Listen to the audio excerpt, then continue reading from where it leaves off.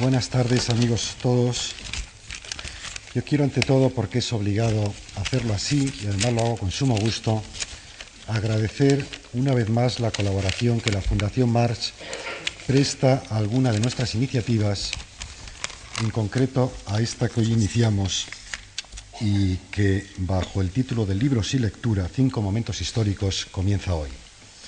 Y en particular a don José Luis Yusta, su director, y a Antonio Gallego, que ha sido una persona fundamental para que la realización de este ciclo, promovido, como él ha señalado, por Álvaro Martínez Novillo, pueda comenzar hoy.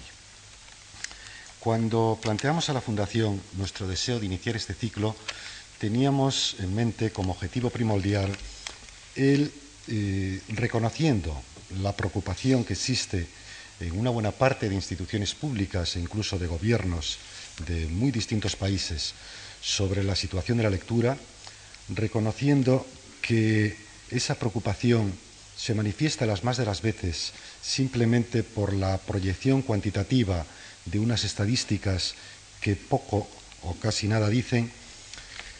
Nosotros queríamos ir más allá y tratar de mostrar a los asistentes a este ciclo, a través de 5 intervenciones de destacados estudiosos y analistas y profesores, cuál ha sido la importancia que el libro tuvo en esos momentos históricos, pero que tuvo no medida por los índices de lectura, que seguramente serían ínfimos y que además desconocemos y no podremos nunca llegar a saber, sino por la importancia que la lectura pudo tener en la formación de los individuos, en el logro de determinadas metas, en el desvelamiento de una serie de problemas que hasta entonces parecían inabordables, por el contrario, en alumbrar otros aspectos de los seres humanos que sin la lectura de determinados libros seguramente quedarían oscuros.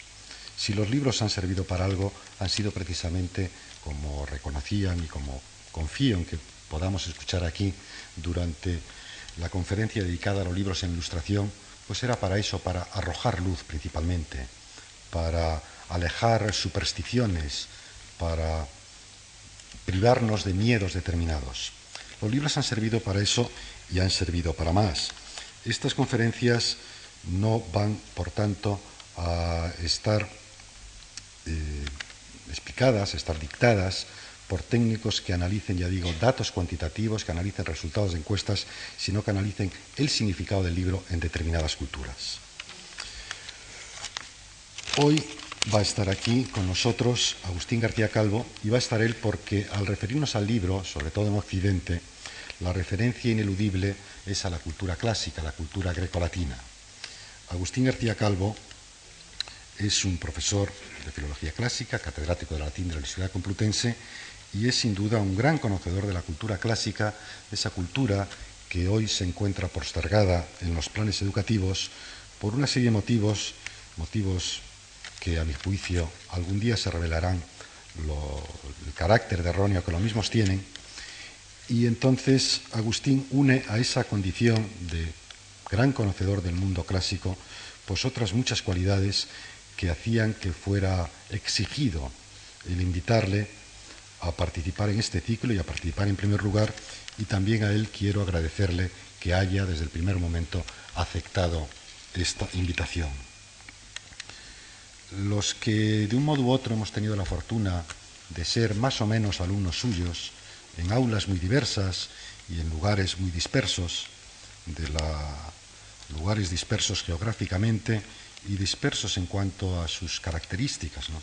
Agustín, durante muchos años, y en parte todavía lo sigue siendo, pues ha practicado su docencia en una especie de academia nómada instalada por bares, cafeterías y lugares, ya digo, diversísimos, por los que hemos tenido, ya digo, la fortuna, el privilegio de seguir, aunque no fueran muchas, sí, algunas de sus explicaciones, pues conocemos la capacidad que él tiene para suscitar en el auditorio una especie de seducción como solo la tienen los poetas, ¿no?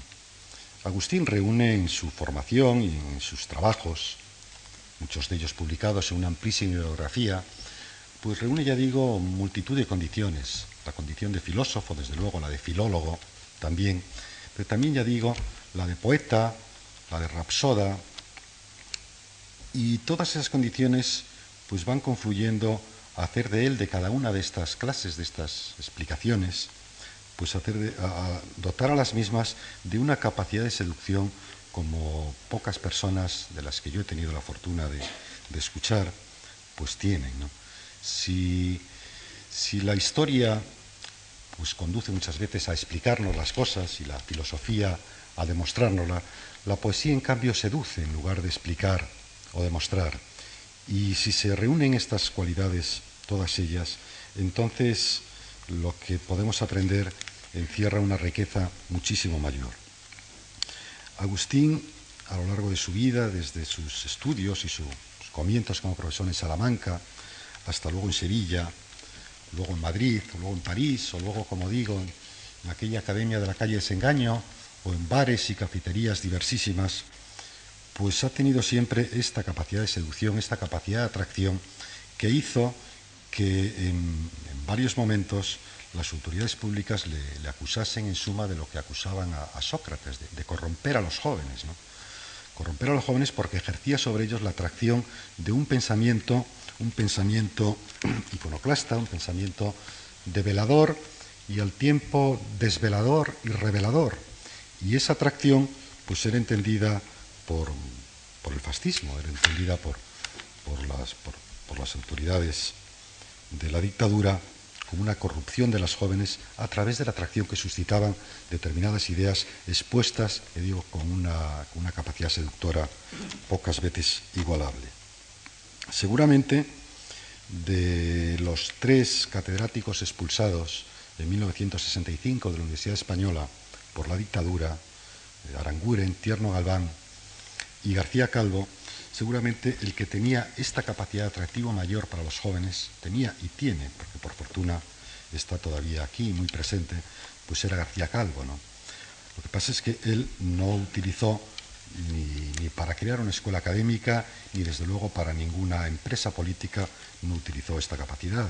De haberlo utilizada sería otro su destino. Pero sin utilización alguna, pues los jóvenes acudíamos a él, simplemente a escucharle, a hablar con él, a escuchar sus interpretaciones de hechos concretos, cotidianos, o pues de problemas, de fenómenos de mucha mayor amplitud. Y lo escuchábamos, ya digo, realmente seducidos, completamente seducidos. Agustín hoy no acude aquí no solo como filósofo, como historiador, como filólogo, como pensador, como poeta, sino acude como lector. Y es también un gran lector. Seguramente si no lo fuera, no habría podido escribir tantos libros de temas tan variados como lo ha hecho. Y hoy pues vamos a escuchar aquí a un lector que nos va a hablar de un tipo de lectura, de la lectura en la antigüedad clásica, y el propio título de su intervención que él ha sugerido, Hablar con los muertos, me parece que es un título sumamente sugerente y que explica perfectamente lo que él va a decirnos. A través del medium, que en este caso va a ser el profesor García Calvo, pues vamos a poder hablar con los muertos de la antigüedad clásica. Nada más, muchas gracias.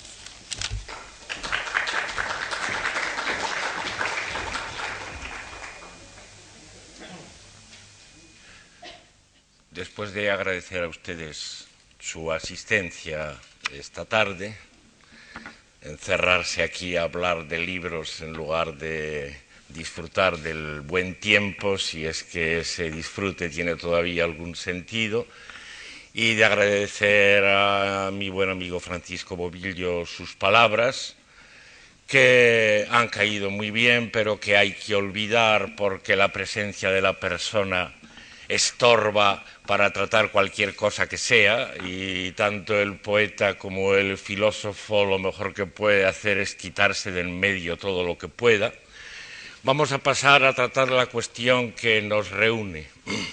Como la dirección del libro y la Fundación Marc me han encargado ser el primero en este ciclo, y este ciclo no parte más que desde la antigüedad, conviene que lo primero reconsideremos que la antigüedad, después de todo, la antigüedad grecorromana es cosa de anteayer, no solo con respecto a los hombres en general, sino con respecto también a la escritura y los libros.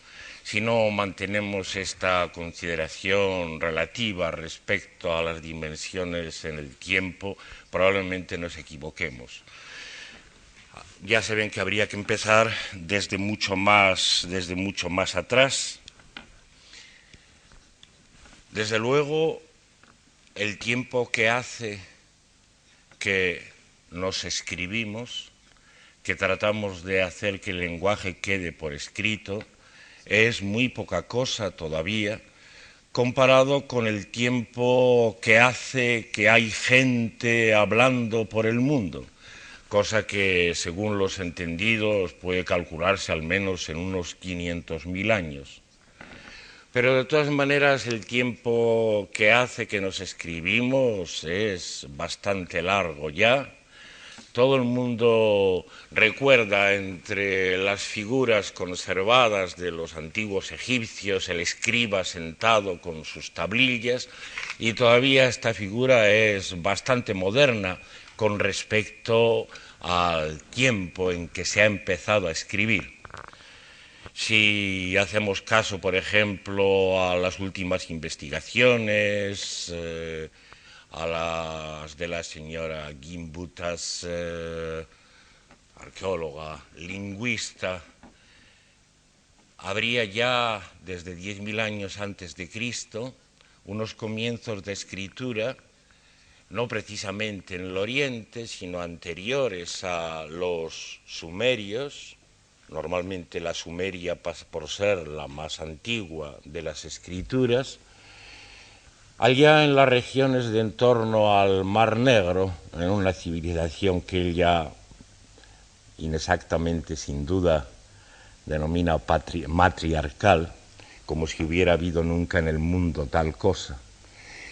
Pero en fin, son ya, contando con eso, unos 12.000 años, e incluso si arrancáramos de la Mesopotamia y atendiéramos a las investigaciones de otra profesora, Samantha Besserat, que descubría y fijaba la atención en el uso entre el Éufrates y el Tigris, ya desde 8.000 antes de Cristo, de piececitas de arcilla, que al principio representaban o vacas u ovejas, pero que después se reunían en una orza en cuya tapa se escribían palitos que indicaban el número de ovejas o de vacas, lo cual para mí, desde luego, cuenta ya como una forma de escritura.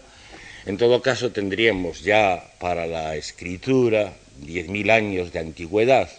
El libro podía consistir en tablillas sobre todo, o incluso en piezas de cerámica, pero eso es lo de menos. El caso es que había signos escritos y que había gente que tenía que leerlos.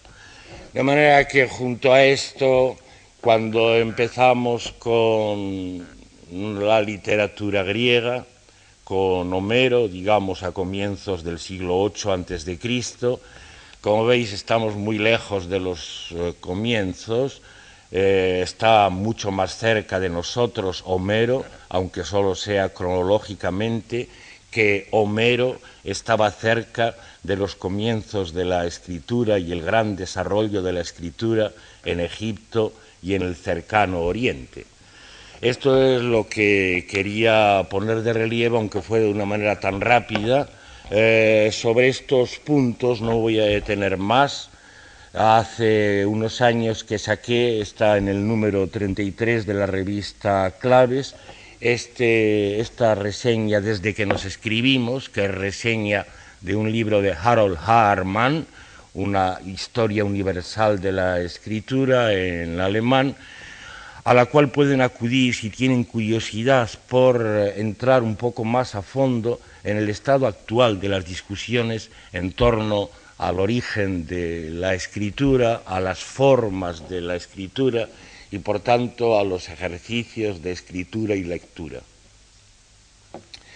Una cosa sí hay que advertir ya desde aquí, y es que la escritura no es el lenguaje.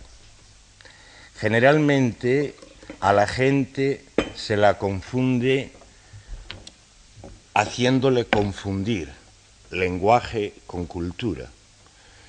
Es preciso, por tanto, antes de nada, hacer notar también esto: el lenguaje no es cultura, el lenguaje está por debajo de todas las culturas, y la escritura sí es cultura, y además es el comienzo de la cultura en sentido estricto, o como saben ustedes, el comienzo de la historia, porque suponemos que la historia en sentido estricto empieza en el momento que sobre un cacharro, sobre una peña, hay un signo de escritura, una representación visual del lenguaje. De forma que, en consecuencia, así como el lenguaje no es de nadie, porque es para cualquiera, es el único don verdaderamente gratuito que se le da a todo el mundo sin distinción de clase, de sexo, de edad, de raza, de condición. La única cosa no natural que se da gratuitamente de veras. En cambio, la cultura es de los señores y siempre lo ha sido. Es bien conocido el caso de la jeroglífica egipcia, que estaba al cuidado de la clase sacerdotal y por tanto al cargo de los señores y sirviendo esencialmente a los señores.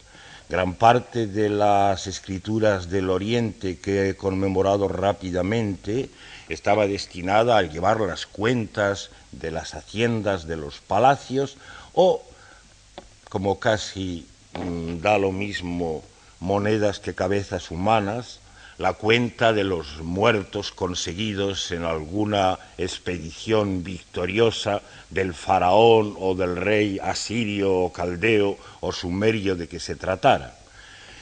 A eso servía en principio la escritura. Hay que decir que cuando entramos entre los antiguos, desde Homero, la cosa cambia algo y una cierta liberalización, popularización de la escritura empieza ya a notarse, pero esto no quita para que no nos olvidemos de esta distinción fundamental.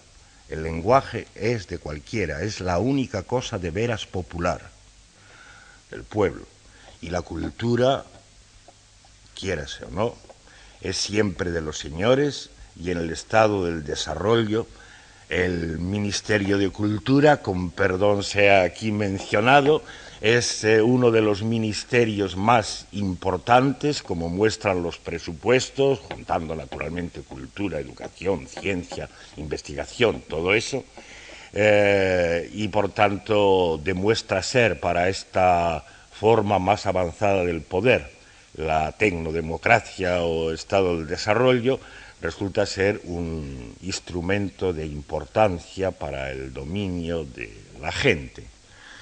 Tengo que decirlo un poco crudamente porque tengo que decirlo rápidamente. No puedo perder mucho más tiempo en razonarlo.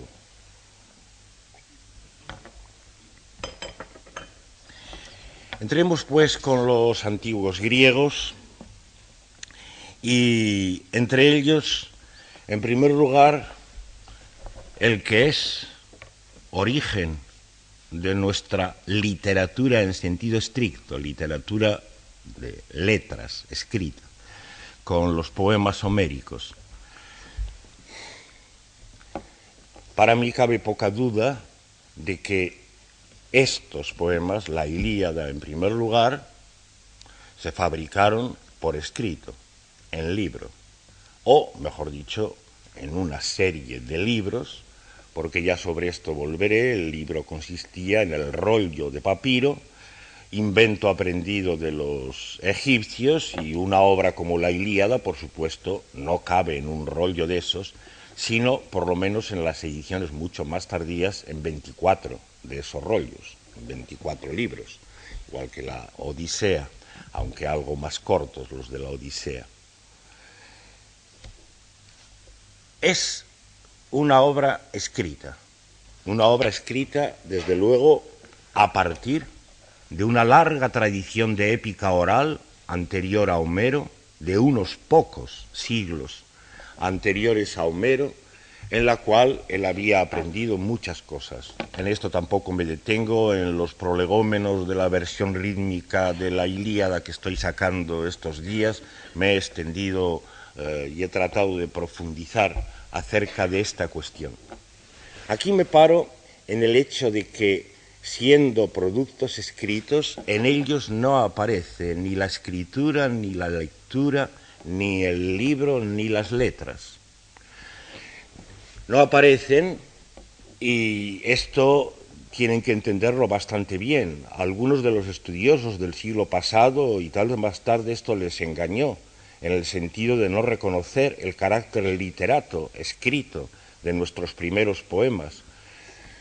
Pero se entiende mejor pensando que, aunque Homero ya manejaba y se manejaba desde siglos antes entre los griegos la escritura, y la escritura además aprendida de los fenicios, los foinikeia grammata que dice Heródoto, que habían venido a convertirse en signos de fonemas, dando lugar a la primera escritura propiamente alfabética, aunque muy de cerca precedida por la de los semitas, por la de los fenicios. Aunque Homero conocía esto muy bien y se conocía desde 3 siglos antes, lo cierto es que él sentía que esto era un invento reciente y que no podía figurar entre los héroes de la guerra de Troya, que él ponía un pasado relativamente lejano, como de 500 años antes de él mismo, aunque por supuesto él no tenía esta conciencia histórica y medida cronológica de que nosotros disfrutamos y disfrutamos cada vez más. Por tanto no podía figurar. Es como el hierro, hacía ya siglos que entre los griegos el hierro se manejaba mucho y para diversos usos, pero todas las armas y prácticamente todos los utensilios en la Ilíada son de bronce, porque él reconocía que la introducción del hierro era inoportuna respecto al mundo que él quería evocar.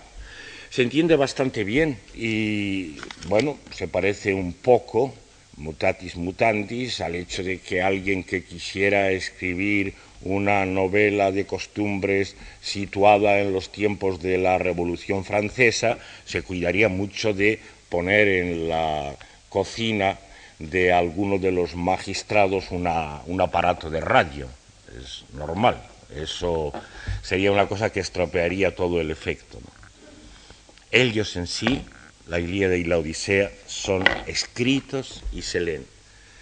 Desde los tiempos mismos de Homero empezaron a copiarse, a hacerse ediciones más o menos fieles, más o menos completas, con variantes, no tantas como muchas veces se cree, al mismo tiempo que una cierta transmisión oral seguía, porque estaban los rapsodos que se dedicaban a recitar todavía oralmente, pero ya devolviendo a lo oral lo que estaba escrito. Diferéncienlo del caso de los aedos, de los que he dicho que Homero aprendería, la poesía épica oral, el caso de los rapsodos que se dedican en las plazas, en los palacios, a recitar los poemas homéricos a trozos, por tanto, devolviendo lo escrito a lo oral.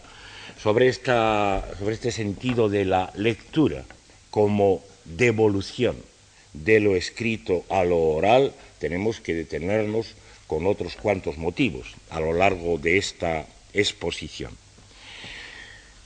Como en Homero está ausente la escritura, se lo voy a mostrar aprovechando de paso para recitarles un poco con los versos 155 y siguientes del libro sexto de la Ilíada, donde se cuenta la historia de Belerofontes, al que le pasa con el rey Preto y su mujer Antea, algo al principio parecido a lo que en la Biblia se cuenta de José con la mujer de Putifar, y que después da lugar a la intervención de algo que casi es una escritura, pero que evidentemente Homero no presenta como tal, sino que habla de los semata lugra, grapsa sempina que pticto,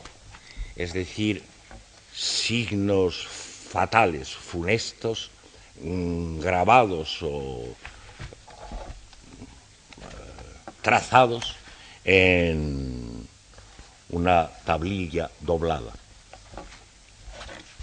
Espero que se entienda sin muchas explicaciones el trozo. Y Glauco engendraba a Belerofonte, el sin tacha ni fallo, que a él hermosura los dioses y agrado viril le otorgaron y amable apostura. Mas Preto tramó contra él malos tratos, del pueblo de Argos lo echó, ya que era en fuerza y en rango más alto, pues Zeus al cetro de él lo puso debajo. Y es que a Antea, mujer la de Preto, habíale entrado pasión de en secreto unirse en amor con él, pero caso con buena razón no le hacía Belerofonte sensato. Con que ella a Preto, al rey, le decían falsos engaños: muerte a ti, Preto, o ve a Belerofonte a matarlo, que unirse en amor conmigo quería, mal de mi grado. Tal dijo, y al rey gran ira le entró tal cosa escuchando. De matar él se retuvo, pues bien le daba reparo, mas lo enviaba a la luz y a siniestra cifra llevando grabada en plegada tablilla, que con mortífero encargo mandaba mostrar a su suegro que muerto fuese el mandado. Con que él a la luz y en cortejo se fue de dioses y amparo, mas ya de que hubo llegado a la luz y las ondas del janto, lo honraba el señor de los lucios con buen talante y agrado. Convite le dio 9 días y reses 9 matando. Mas ya que hubo 10ª aurora la dedos de rosa asomado, entonces le preguntaba y pedía ver los cifrados, que era de Preto su yerno lo que él viniera portando. Y ya que las malas cifras del yerno hubo tomado, primero a matar la tarasca cabría indómito espanto a él lo mandó, etc. Todos los trabajos vienen después a los que, en consecuencia, Belerofonte se ve sometido para que se cumpla el encargo de muerte que llevaba en las tablillas. Esa es la situación en que Homero, no voy a decir ve, sino quiere que veamos, para el tiempo de sus héroes, el invento de la escritura, convertido en algo como estas cifras en las tablillas del rey Preto, enviadas a su suegro. Muy bien, naturalmente yo no voy a hacerles una historia del libro, voy a presentarles algunos otros casos. Voy a saltar ahora y me voy a aprovechar un rato de Platón para que vean ustedes cómo andaban las cosas en la primera mitad del siglo V antes de Cristo, época a la que se refiere, en la intención de Platón, su diálogo Parménides. Es el momento en que han llegado a Atenas el Parménides ya muy viejo y su discípulo Zenón de Elea de unos 40 años, en un momento en que Sócrates es todavía muy joven, digamos por tanto por el primer tercio del siglo V antes de Cristo. Presten ustedes atención en la traducción que les doy del trozo del Parménides 127b a la expresión oír los escritos. Oír los escritos.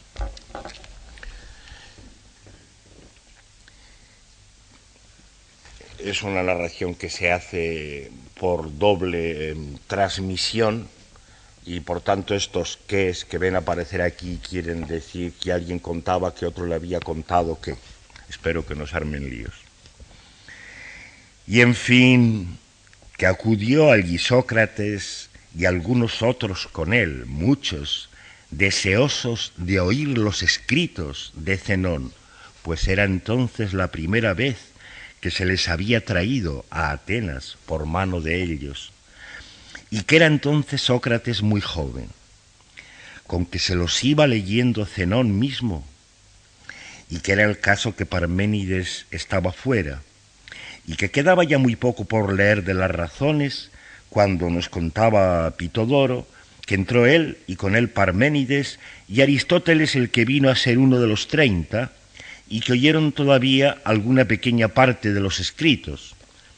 No el propio Pitodoro, por cierto, que ya de antes se los tenía oídos a Zenón, con que Sócrates, tras haber oído, le demandó que leyera de nuevo la primera propuesta, hipótesis, del primer razonamiento, logos, y que, en habiéndose leído, ¿cómo es, dijo Zenón, eso que cuentas, que si son múltiples las cosas que hay, etc.?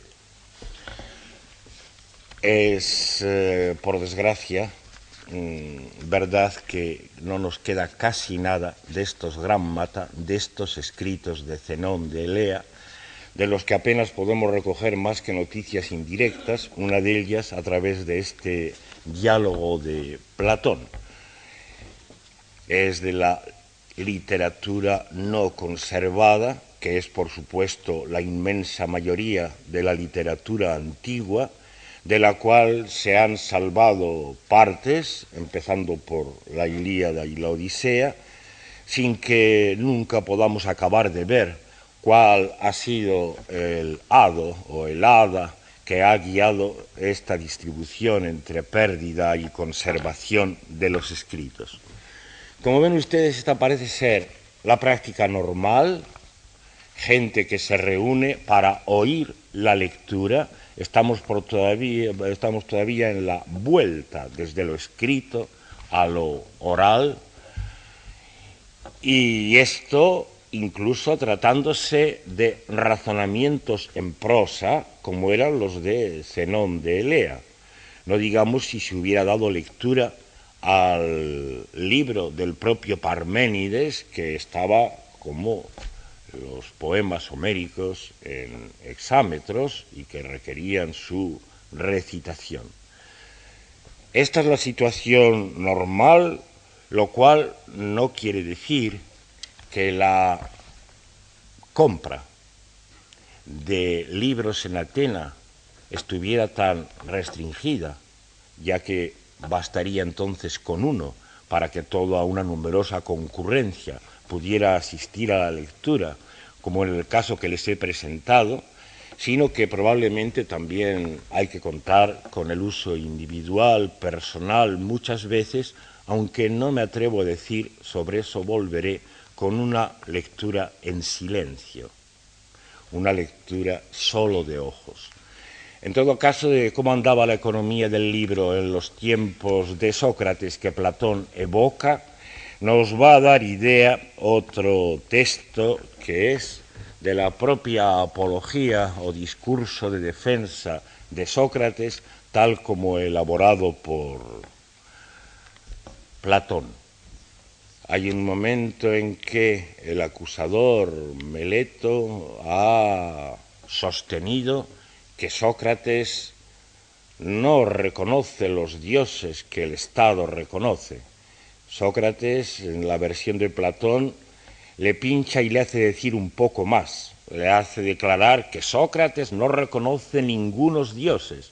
Y entonces a ese propósito se permite decirle que es que lo está confundiendo con los físicos verdaderamente ateos, concretamente con Anaxágoras, y que le atribuye cosas que cualquiera puede leer en los libros de este por el precio que dice. Oigan este trozo de la Apología también en mi traducción. Es la página 26 de la Apología.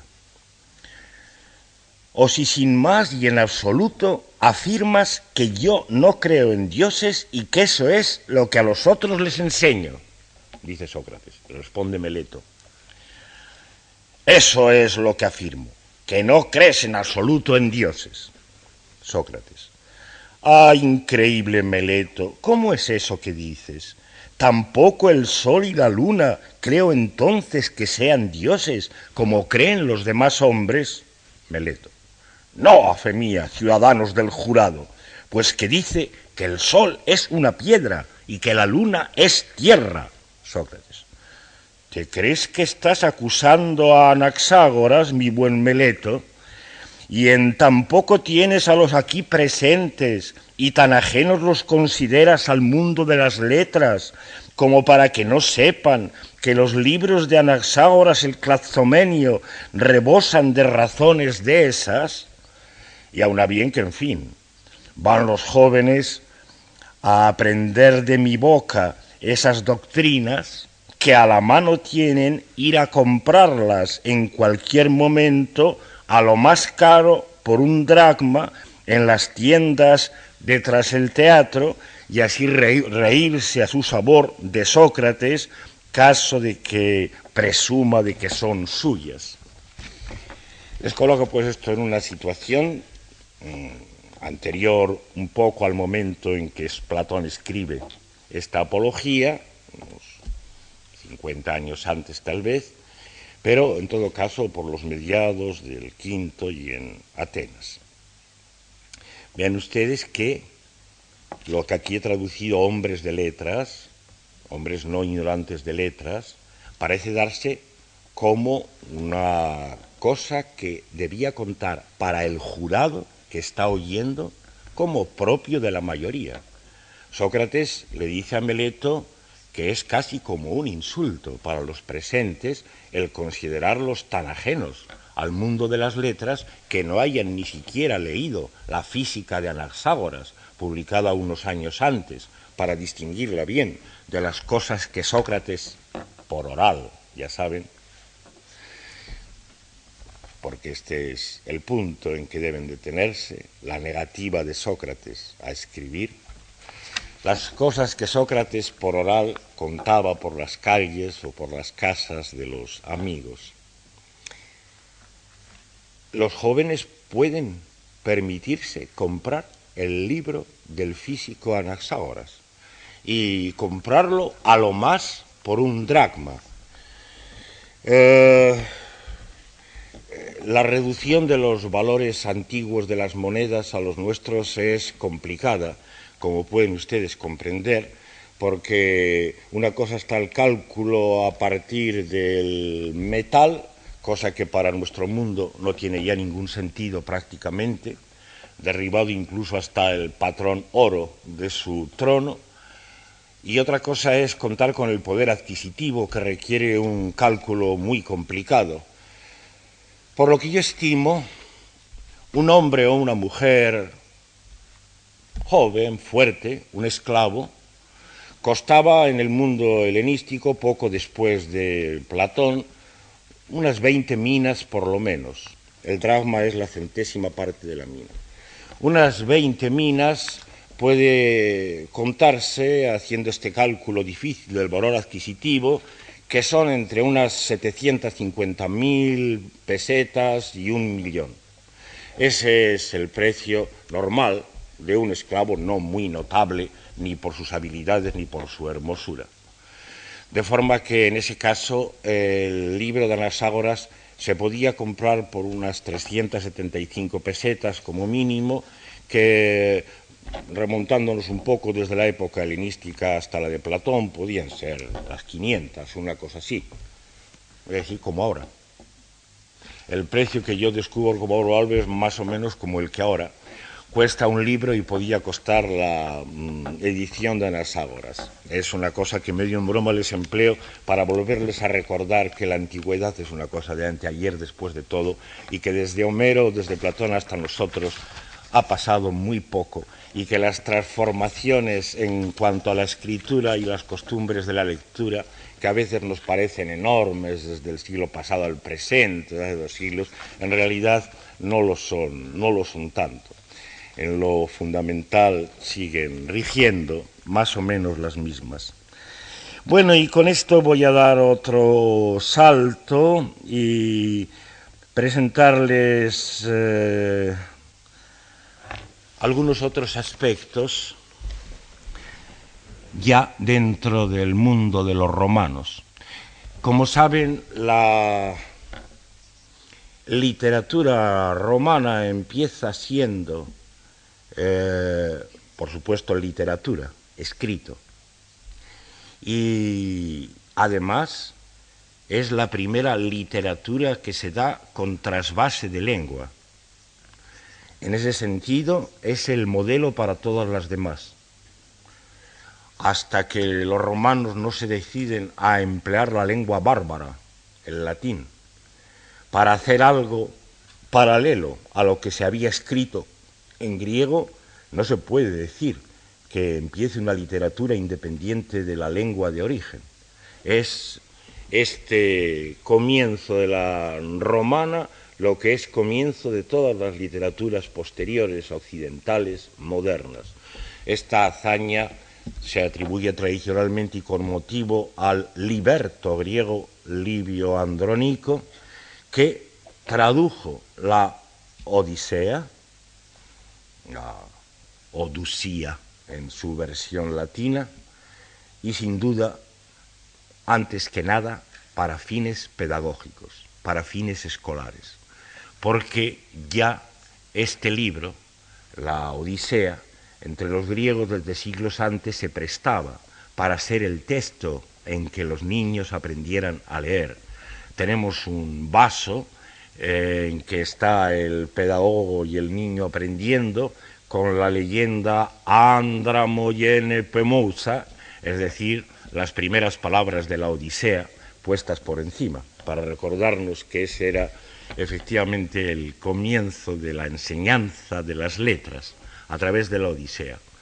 Pues entre los romanos, Livio Andrónico trata de hacer lo mismo con una traducción, la Odusía, que no hace sin embargo en hexámetros, porque eso todavía la adaptación del verso no se había hecho, sino en el verso indígena, en el saturnio, en que se habían venido produciendo entre los bárbaros de Occidente, entre los itálicos, producciones de tipo épico o de algún otro tipo.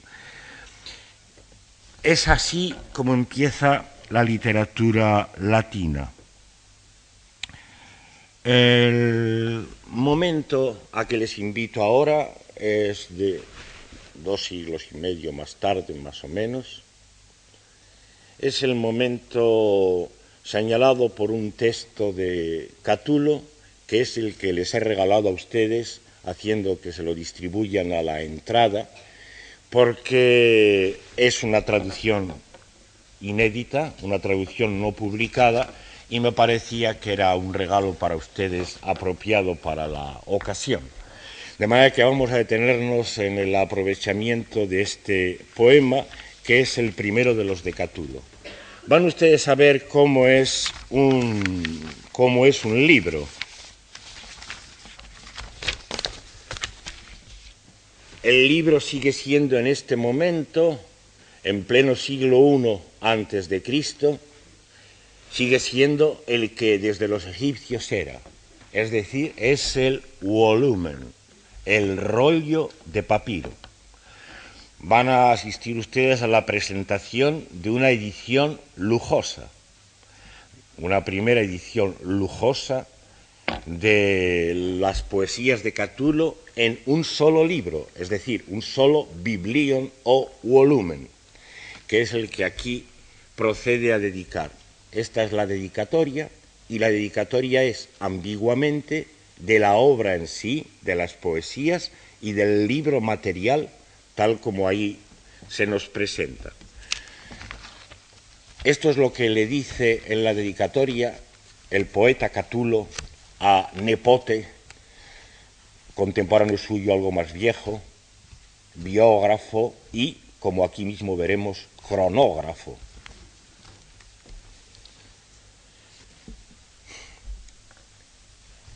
Que a quien doy el gentil librillo nuevo, recién liso de seca piedra pómez, pues Cornelio es a ti, que tú solías, que eran algo estimar mis devaneos, ya cuando uno en los ítalos osaste desplegar todo el tiempo en 3 papiros, doctos Júpiter y laboriosos. Ten pues tú lo que sea este librillo, como sea, que así, oh patrona virgen, más de un siglo no más perdure verde. ¿Qué es lo que pienso que más o menos dice en el poema de Catulo, que naturalmente voy a leer, porque aquí se trata sobre todo de oír lo más posible las voces de los antiguos? Quoi dono lepidum novum libellum arida modo pumic expolitum, Corneliti vinanque tu solevas, meas esse aliquid putare nugas, iantum quausus es unus italorum, omne vontribus explicare cartis, doctis Jupiter et laboriosis. Quare abetivi quid hoc libelli, qualecunque, quod o patrona Virgo, plus no maneat perenne sacro.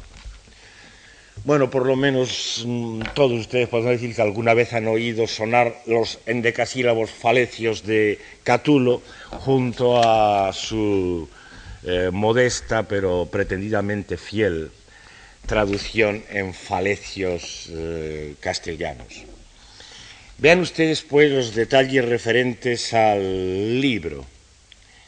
Este es un libellum, es un librillo, una obra de poco peso, es por otra parte un solo volumen, ya lo he dicho.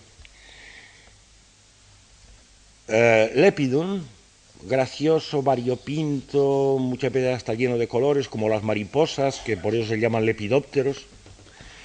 Es decir, que probablemente se trata de una edición bastante cuidada en cuanto al colorido, la calidad del papel y demás. Reciente, recién salido. Recién salido, es decir, recién editado. La edición consiste, como sin duda desde tiempo atrás, para libros como estos, simplemente en que los entendidos en escribir hacen la copia y la van llevando a los libreros, de los cuales tenemos muchas noticias en Roma. Para libros más baratos, de estos sobre todo los harapos del papiros que hemos recuperado a través de las arenas del Egipto nos dan noticia, para ediciones más baratas cabía la copia múltiple y por tanto un preludio de la era de la reproducción, por acudir a los términos de Walter Benjamin para designar a nuestra época. Es decir, que a toda una grex o compañía de esclavos se les dictaba el mismo texto y de esa manera se podía producir un número grande de copias a la vez, evidentemente más descuidadas y destinadas, por tanto, a un público menos exigente desde el punto de vista del libro. Este no, este es un libro cuidadosamente editado. El verso segundo dice, arida modo pumic expolitum, recién liso de seca piedra pómez. El papiro generalmente se vende y se utiliza en hojas de longitud variable, pero no mucho más que algo así, las cuales generalmente son dobles, se pegan de forma que la hebra de la planta vaya en contra, en una cara y en la otra, y se unen las varias hojas hasta constituir la extensión normal de un volumen, de la cual podéis tener idea, porque las poesías de Catulo son un volumen, la Ilíada son 24, las poesías líricas de Horacio son 4 libros, y eso quiere decir 4 volúmenes de este tipo. El papiro con esta preparación deja barbas que naturalmente se notan al enrollarlo sobre la varilla central, y en este caso estas barbas se han eliminado, se han pulido por medio del tratamiento con piedra pómez, que todo el mundo conoce bien, cómo puede servir para estos usos de depilación de libros o similares, para otros tipos de depilaciones. Así pues, eso es lo que quiere decir recién pulido y privado de sus barbas en los extremos por medio de la seca piedra pómez. El rollo está enrollado en torno a la varilla, el umbilicus o ombligo, que sobresale por los lados y en una de cuyas puntas se ata una etiqueta con el título, y si la obra tiene varios volúmina, con el número del volumen correspondiente, de tal forma que puedan después guardarse lo más normalmente en una especie de grandes papeleras colocados en posición vertical, cuya agrupación puede llegar a constituir una gran biblioteca. No es que sea la única manera, pero la más corriente es para el uso sacarlos de la cesta o papelera y desenrollarlos. Naturalmente ya saben que la lectura tiene que hacerse así, es decir, que el papiro se desenrolla en horizontal y el libro está escrito en columnas de una anchura no desproporcionada, generalmente la que para la obra en verso puede dar como máximo un hexámetro, de Homero o de Virgilio, de los más largos. También para la prosa se emplea una anchura semejante, que después de todo viene a parecerse a la anchura de impresión normal en uno de nuestros volúmenes en cuarto menor, o una cosa por el estilo. De tal forma que se va desenrollando por un sitio, a partir del umbilicus, y leyendo columna tras columna. Ya entienden cómo es la cosa. Esto es lo que más nos afectaba a nuestra cuestión de la lectura. Es importante también que a Cornelio Nepote se le alaba, porque frente a esta obra frívola que Catulo le dedica, él ha hecho en un tiempo, y en esto se ha distinguido entre todos los ítalos, entre todos los romanos, ha hecho una especie de cronografía en 3 papiros, digo en mi traducción, conservando una cierta duda de si se trata de 3 hojas de papiro que constituían un solo libro, lo cual sería mucha más proeza todavía, o si se trata de 3 volúmina de papiro, de una obra en 3 libros, que por supuesto no conservamos. De Nepote conservamos biografías, pero no esto.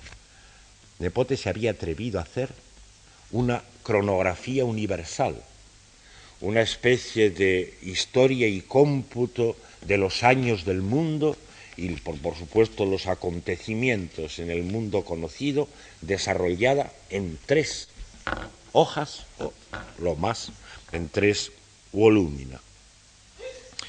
En el final, como ven, Catulo le pide a la patrona virgen, que sin duda es Minerva, la versión romana de Palas Atenea, le pide que, a pesar de que el librillo sea lo que sea, de frívolo, de nudas, como él ha dicho, dure verde, he dicho, perenne, dure verde por lo menos, pero no más, de un siglo. Así que ya ven que en este caso Minerva ha complacido a Catulo mucho más allá de lo que le pedía, porque el libro sigue más o menos verde, por lo menos en la lectura entre los escolares y alguna otra gente, mucho más de un siglo después de que esta dedicatoria se escribiera. Bueno, no puedo detenerme ya mucho más con los romanos tampoco. Voy a pararme un momento en el sitio en que Horacio, en la generación siguiente a la de Catulo, se vuelve sobre Homero, sobre el comienzo de la literatura. Vean ustedes cómo esta epístola segunda del libro segundo de las epístolas empieza. Trojani belli scriptorem, dice, el escritor de la guerra troyana. Es decir, que no duda un momento en aludir a Homero como scriptorem, el escribidor o escritor de la guerra troyana. Sobre eso ya hemos hablado antes. Trojani belli scriptorem maxime loli, dum tu declamas Romae praeneste relegi. Es decir, al escritor de la guerra troyana, oh mayor de los lolios, mientras tú lo declamas en Roma, en Preneste lo he releído. Sorprendemos a Horacio en un momento en que se ha retirado a una finca de algún amigo, de algún protector, en Preneste, y le habla en esta epístola a Lolio, el cual vemos que es un recitador o declamador.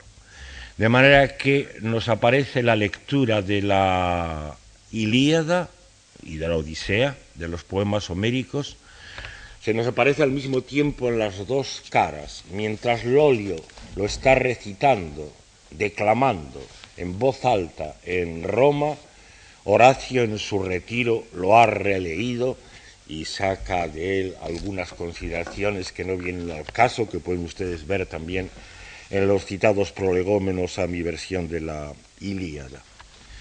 De forma que las dos formas de lectura alternan. Horacio se lo ha releído, se ha releído la Ilíada y la Odisea en Preneste. Tenemos que suponer que Horacio todavía, para practicar esto, tiene que hacerlo en voz alta o por lo menos bisbiseando, de tal forma que oiga en una devolución a lo oral aquello que estaba escrito, o tenemos que pensar que leía ya, como estamos acostumbrados a hacerlo, con solo los ojos, saltándose la vuelta por el lenguaje, porque leer con los ojos quiere decir eso, saltarse la vuelta al lenguaje propiamente dicho, que estaba mucho antes de la escritura. Es probable que haya que decidirse por lo primero, por lo que ahora verán. En todo caso, tenemos abundantes noticias, el satírico Pergio y tantos otros, de cómo en el imperio las declamaciones o recitaciones eran una de las actividades a que los cultos en Roma se dedicaban más fervorosamente. Persio nos presenta al recitador interminable de verso, ridículo, con un fular o bufanda con el que se abriga el cuello para que la voz no pueda sufrir las consecuencias del largo esfuerzo de la recitación, y esto en un momento en que el teatro, propiamente dicho, al estilo de los trágicos y cómicos atenienses o al de los últimos, Plauto y Terencio, los imitadores romanos, había desaparecido de la escena, esto viene a ser una especie de medio continuación del teatro, es decir, de la producción o declamación oral de lo escrito, la vuelta a la lengua viva, de una manera o de otra. El momento en que tenemos que contar con que los antiguos aprendieron a leer con los ojos, sin vuelta a la producción oral, es bastante dudoso. Algunos estudiosos se apoyan en algunos testimonios para atribuirlo a tiempos de San Agustín, es decir, siglo IV, comienzo de V, o a alguno de los padres posteriores. Tenemos múltiples testimonios. Alrededor de las épocas, en efecto, no podemos ya dudar de que se había aprendido a leer sin bisbisear, por lo menos por parte de los padres o de los estudiosos más leídos, más acostumbrados a esta práctica. Tengan en cuenta que esto está sucediendo ya casi en vísperas de los siglos tenebrosos. Desde los finales del V, con diferencia según las regiones del imperio, toda la antigua cultura se va a hundir y va a ser en esa cima donde se pierda para nosotros, como antes les dije, la mayor parte de la literatura antigua. Poco antes de entrar en la edad tenebrosa, sin duda, tenemos que situar esta práctica. En tanto, la forma del libro ha cambiado.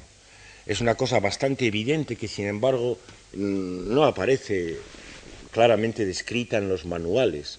Es sin duda a comienzos del III, cuando la forma del libro ha cambiado de una manera decisiva. A comienzos del III después de Cristo, es decir, cuando se ha abandonado el rollo de papiro, el biblion, el volumen, y se ha pasado al códex, al cuaderno, es decir, al libro tal como nosotros lo conocemos, en forma de cuaderno, lo cual implica que desde ese momento tuvo que haber una actividad de copia enorme, de bibliotecas enteras, en el paso desde los volúmina hasta los códices. Y esto, sin duda, es en parte culpable de que se haya perdido tanta cantidad de las letras antiguas para nosotros. No toda la vieja literatura pasó del volumen al códex. No todos los volúminas se copiaron. Y los que no se copiaron, pues, salvo restos recobrados en las arenas del Egipto o entre las cenizas de la erupción del Vesubio, se han perdido para nosotros, salvo citas que de ellos conservemos en las obras de algunos de los otros autores que sí podemos leer. En cambio, los que pasaron al códice ya tenían muchas posibilidades. Esos podían, por sucesiva copia, saltar la edad tenebrosa, entrar en los renacimientos medievales desde el carolingio en adelante y así llegar hasta los renacimientos posteriores y poco después a la invención de la imprenta y a los nuevos modos de reproducción, tal como se nos han conservado. Esa es la transformación y no me atrevo a establecer una relación muy estricta entre esto y la otra transformación que he dicho de saltarse el lenguaje en la lectura. Leer puramente con los ojos. Oír con los ojos es una gracia que dice siglos más tarde Shakespeare en uno de sus sonetos de amor, donde se disculpa de su timidez para hablarle al amado y declararle su pasión, porque teme que la mucha voz y el mucho grito justamente amortecen y apagan el fuego de la pasión, y pide que en cambio sean sus versos los oradores que hablen de su amor. Que mis versos los oradores sean. Y termina en el pareado diciendo: a leer aprende lo que ha escrito amor callado. Oír con los ojos es de amor don delicado. Naturalmente metido en pleno mundo en que lo normal es leer con los ojos, esto lo hace pasar nada menos que como un don delicado de amor, más discreto. Esto me recuerda que más tarde de Shakespeare, todavía entre nuestros años, muchas veces los poetas encuentran que esto sigue siendo un don delicado de amor, es decir, que jamás suene lo que escriben. Que jamás suene lo que escriben. No tengo que sugerirles que hace muchos años que estoy en una guerra de sentido contrario, es decir, una guerra que trata de volver a entender la lectura como algo que vuelve desde lo escrito hasta el lenguaje propiamente dicho, hasta lo hablado, y los que han sido mis alumnos saben que uno de los ejercicios a que les he sometido con más gusto ha sido a aprenderse de memoria y leer en voz alta por lo menos obras en verso y poemas. Es a propósito de esto, a propósito de lo último con que quiero entretenerles y que, aparte de las sugerencias vertidas al paso, es lo que se refiere a lo del subtítulo Hablar con los muertos. Cuando se dice hablar con los muertos, por ejemplo, con esta ristra de ellos que aquí les he sacado, Homero, Platón, con su Sócrates, Catulo, Livio, Andrónico, Horacio, San Agustín. Cuando se dice esto, uno acostumbrado a nuestra manera de leer, que es esa, registrar con los ojos lo que se dice, lo que está escrito, parece que uno lo entiende en el sentido de eso, el registro, el mero registro de lo que el otro ha dejado escrito. Pero hablar con, cuando se dice hablar con, no puede ser eso, y cuando en el título les he puesto eso de hablar con, es justamente con la intención de que perciban la posibilidad de que se trata de otra cosa. Hablar con quiere decir hablar con ellos como interlocutores. Esto a primera vista puede parecer un poco raro, pero pienso que se deja razonar aceptablemente. Después de todo, la diferencia entre estar vivos o estar muertos no es tampoco tan grande como se suele creer. Es una cosa que va en el mismo sentido de las exageradas diferencias que antes he denunciado. Muchas veces la interlocución inter vivos, entre los vivientes, pues la verdad más bien se diría que es una especie de toma de registro más bien como entre muertos, que para funciones y condiciones muy determinadas. De manera que no exageremos la diferencia.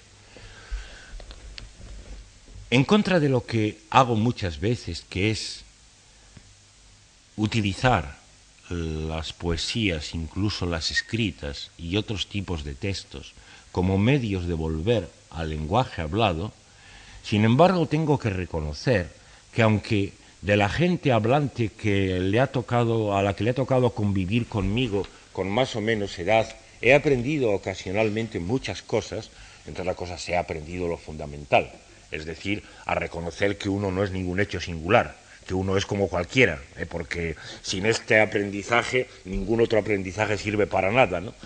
Aunque a muchos de estos prójimos, y sobre todo más que a los prójimos, a los públicos, hay que decirlo, a los públicos de 100, 200, 300, 500 personas, porque en los públicos la gente muchas veces habla y en cambio los prójimos aislados generalmente pues no hablan, no hacen más que decir lo que ya está dicho. Aunque he aprendido mucho de ellos, tengo que reconocer que también de los muertos, y sobre todo de estos muertos que aquí he evocado, he aprendido mucho. Y si he aprendido mucho no es porque me los haya aprendido, porque haya tomado nota y registro de ellos. Eso he tenido que hacer con muchos textos antiguos, también de los más inertes. Pero cuando digo aprender, me refiero a aquellos textos en los cuales se ha dado esta especie de milagro no tan prodigioso de que he hablado con los muertos. Es decir, pienso que con los restos del libro de Heráclito, que he tratado de reunir hace unos años en Razón Común, o con los poemas homéricos, o con algunas de las poesías de Catulo mismo, y en muchas otras ocasiones, efectivamente se ha dado esto de que he hablado con ellos. ¿Cómo puede ser? Desde luego solo pensando que de la escritura vuelva a salir el lenguaje vivo. Si no, no hay manera de diálogo. Si uno lee con los ojos, no puede hacer más que establecer esa especie de registro de lo ya dicho. Pero si uno siente renacer de lo escrito la voz, con todas las prosodias y entonaciones de un lenguaje humano, corriente y hablado, eso ya es un interlocutor tal vez tan vivo o a veces un poco más que yo mismo, que el propio que está practicando esta lectura. Y esto lo digo tanto respecto a géneros del tipo de la poesía o del teatro, como a otros del tipo del razonamiento, como los que antes he citado con los nombres de algunos de estos otros muertos. Se puede hablar con los muertos, por supuesto. Esto que propongo es contra los tiempos. Si en el estado del bienestar que hubiera cosas arcaicas como herejías y pecados, desde luego esto que estoy diciendo sería una herejía y un pecado gordísimo, porque lo que está mandado va en el sentido directamente contrario, como se muestra sobre todo en la educación. Si ustedes me han estado oyendo hablar con más o menos atención y agrado, se habrán quedado probablemente algo perplejos, porque lo que les estoy diciendo no rima para nada con lo que les dicen todos los días, tanto en los medios educativos como en la prensa, como en los otros medios de formación de masas. ¿Cómo van ellos, los representantes del poder y los sacerdotes y señores de la cultura, cómo van ellos a querer que se hable con los muertos, a correr el peligro de que, aunque sea a través de la voz de Platón, la voz de Sócrates vuelva a oírse por el mundo? Si eso sería de lo más peligroso que hay para la estabilidad y para el buen orden que el poder procura. No pueden querer nada de eso, quieren lo contrario, quieren que los llamados vivos se comporten como muertos. Eso es de lo que se trata. El poder consiste en una administración de muerte. ¿Cómo se consigue eso si todavía tenemos labios y lengua y dientes y garganta y laringe para seguir hablando? Pues procurando que por lo menos se hable como se escribe, es decir, diciendo lo que ya está dicho. Es justamente la táctica contraria, y en este sentido digo que mi propuesta va contra los tiempos. Hace ya unos años, en uno de nuestros diarios ilustres, tuve que publicar un juramento público prometiendo que nunca más emplearía ortografías de las que pueden engañar a los locutores, es decir, de esas que les hacen decir tan panchos, transporte y hasta extremeño, porque les parece que eso es lo que está bien. Ese es el ejemplo de hablar como se escribe. Naturalmente, mi propuesta respecto a la escritura iría siempre en el sentido contrario. Tratar de escribir como se habla, porque el maestro de verdad no es la cultura, no es la escritura, es el lenguaje. Y por tanto, la escritura debería mantenerse, en primer lugar, fiel a la verdadera lengua, al verdadero lenguaje, y luego estar dispuesta a esto de que, a partir de la notación escrita, volvieran a vivir las palabras. Hay un proverbio latino medieval que seguramente habrán oído, que dice scripta manent verba volant, y los escritos permanecen, las palabras vuelan. Tengo que conmemorar a este propósito a otro muerto con los que todavía hablo de vez en cuando, que es mi maestro de Salamanca, Antonio Tobar, el cual, oyéndonos recitar algunos de los poetillas que entonces andábamos por allí, haciendo nuestros ensayos de esa práctica del juego con el lenguaje, sacó un epigrama latino donde volvía de revés el proverbio, y decía mortua scripta jacent vivida verba volant, muertos yacen los escritos, las palabras vívidas vuelan. De forma que es en ese sentido en el que digo que mis propuestas y lo que me han oído van directamente contra el espíritu de los tiempos y contra todo esto que he llamado administración de muerte, y a lo que la escritura, y cada vez más en su máximo desarrollo, sirve de una manera cada vez más decidida. Mi presencia aquí aunque sea muy impropio decirlo, es parte de esta guerra contra los tiempos. Es un caso de estas guerras en las que uno anda metido porque tiene tal odio a hacer lo que ya está hecho y a decir lo que ya está dicho, que aunque sepa que lo otro es una especie de imposible, en el sentido de que va contra los tiempos, desde luego, por lo menos, merece mucho más la pena y está mucho más cerca de la vida y de la razón.